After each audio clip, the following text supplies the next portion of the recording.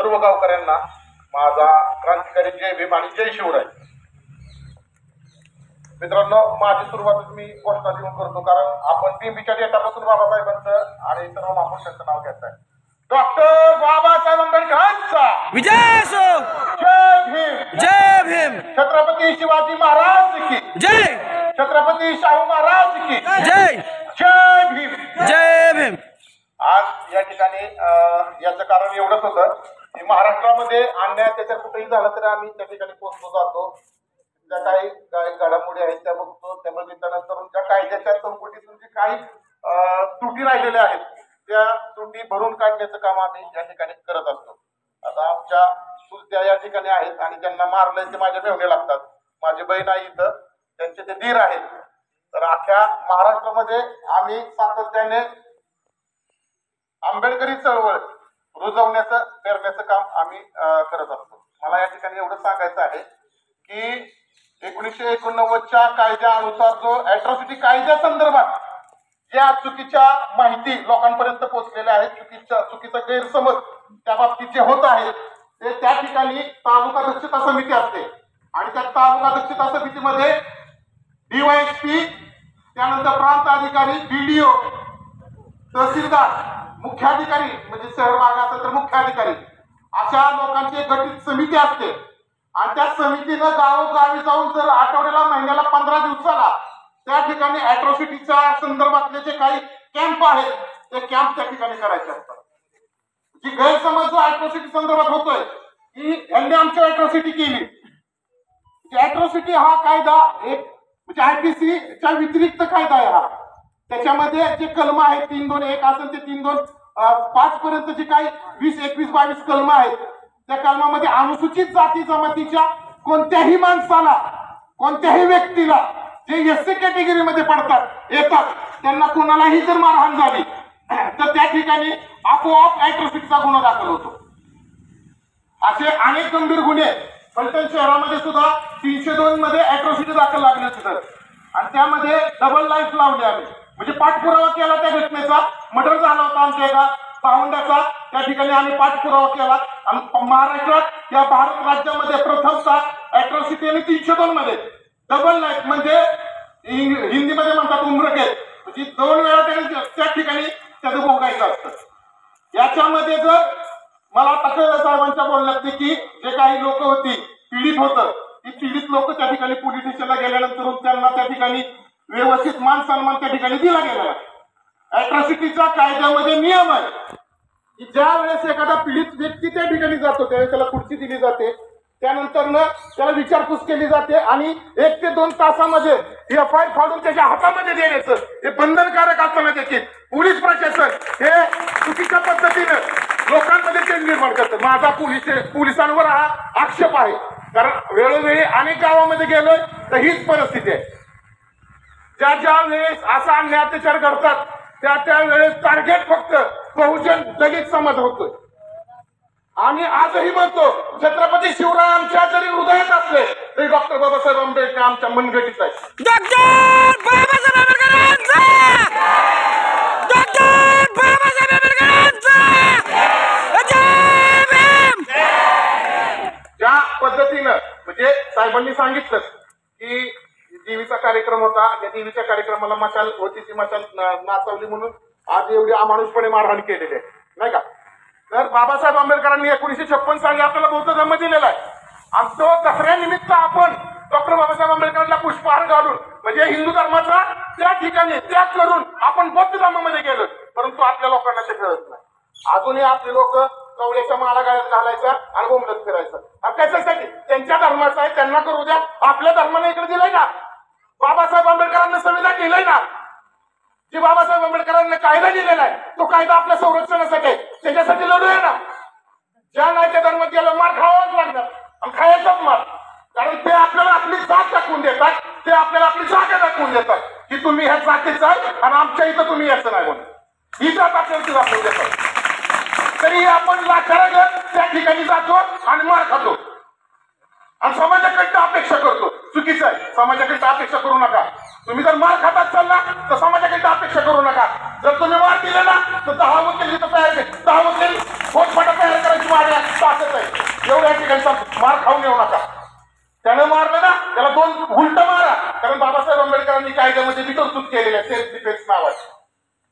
ज्यावेळेस जर आपल्या जीव घेणे हल्ला होत असेल आणि आपल्याकडून जर चुकीच्या पद्धतीने म्हणजे चुकीचं नाही परंतु जीव वाचवण्यासाठी जर पुढच्या काही घातपात झाला तर तो सेल्फ डिफेन्स म्हणून त्या ठिकाणी मानला जातो, त्यामध्ये शिक्षा लागत नाही.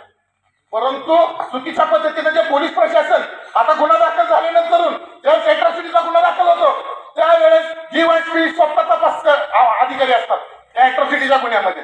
डीवायएसपी आलते का इथं? डीवायएसपी आलते का? डीवायएसपी आलते ना, स्वतः डीवायएसपी त्याच्यामध्ये तपासी अधिकारी असतात. आणि जर तुम्हाला वाटत असेल की चुकीच्या पद्धतीने काहीतरी कारभार होतोय तर एट्रॉसिटी कायद्याच्या अंतर्गत सेक्शन 5 आणि 4 मध्ये जो अधिकारी आपल्याला मान सन्मान देत नसेल किंवा चुकीच्या पद्धतीनं आपली फिर्याद घेत नसेल तर त्याला सुद्धा त्या एट्रॉसिटीच्या कायद्यामध्ये वडण्याची अथॉरिटी कायद्याची तरतूद आहे. ही लक्षात असू द्या सर्वांना. समजू नका आम्ही काय किलो मग आहे काय रे, उठतंय सुटतंय कोण द्या आम्हाला हाणतंय, उठतंय सुटतंय कोण द्या आम्हाला हाणतंय. किलो मग याची आवड आहे का आमची? ज्या या भारत देशाचं संविधान ज्या वाघाने लिहिलंय त्या बापाची अवलाद आहे आम्ही. विजय सो जय भीम, जय भीम, जय भीम, बाबासाहेब आंबेडकर विजय सो. त्याच्यामुळे मित्रांनो सांगतोय या गावात आम्ही एवढे आलोय, बाकीचे गावकरी बी बसले तिथं बघतायत की आमच्या तोंडातून काही चुकीचं जातंय का. व्हिडिओ शूटिंग तर चालूच असेल मला वाटतं सगळ्यांच्या, परंतु आम्ही कायद्याला धरून चालणारी माणसं आहोत. ज्या पद्धतीनं जसं आई आणि बापाला जो मुलगा मानतो तसं छत्रपती शिवरायांना आणि डॉक्टर बाबासाहेब आंबेडकरांना त्याच पद्धतीने आम्ही आमच्या हृदयामध्ये जीवन आहे आणि मानतो. जे काही चुकीच्या पद्धतीने गैरसमज करून लोकांची दिशाभूल करून जी आपल्या समाजावर अन्याय अत्याचार करण्याचं जे काही षडयंत्र चाललेलं आहे, साहेब म्हणतातच की याच्या मागे कोणतरी बोलावतं धनी आहे म्हणून असेलच नक्की. त्या धन्याच्या गाडीत दम असेल ना समोर येऊन लढ बाबा आमच्या बरोबर नाही का. त्याला बघू आम्ही बी कोण एका जणाला यार म्हणजे ती कसं म्हणतात ना ते एका जणाला ती 5-5 जण मारताय. अरे गाडीत दम आहे ना या ना आता आमच्या बी गाडीत काय दम आहे आम्ही दाखवू. एका जणाला तुम्ही 5-5 आणि 6 जण मारताय राव, चुकीचं आहे ना.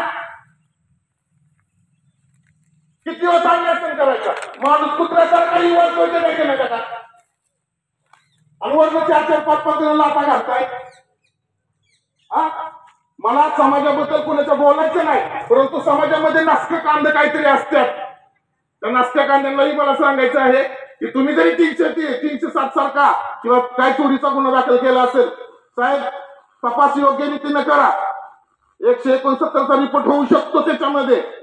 तुम्ही तपास व्यवस्थित करा, नसेल होत तपास जर मनोजोगा झाला नाही तर या ठिकाणी आम्हाला कायद्याने कोर्टाची दारं उघडी राहणार आहेत आणि आहेत. कुणाविरुद्ध काय पिटिशन दाखल करायचं ते आम्हाला सांगायची गरज लागणार नाही.